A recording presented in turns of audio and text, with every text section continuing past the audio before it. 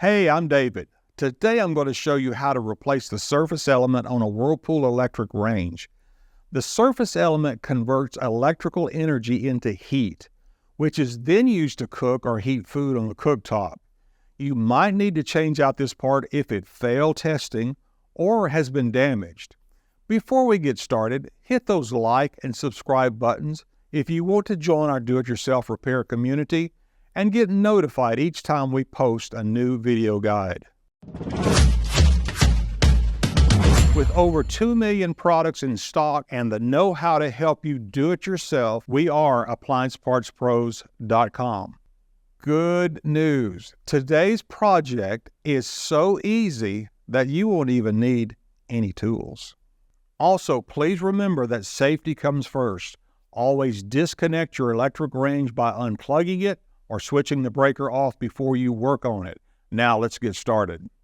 First, we need to make sure the switch to the element we're replacing is turned off. Then we can gently pull the element out. This isn't rocket science, right?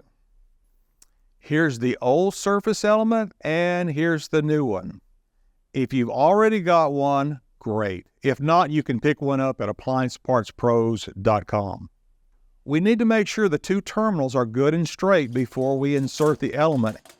This is the easiest thing you'll do all day long.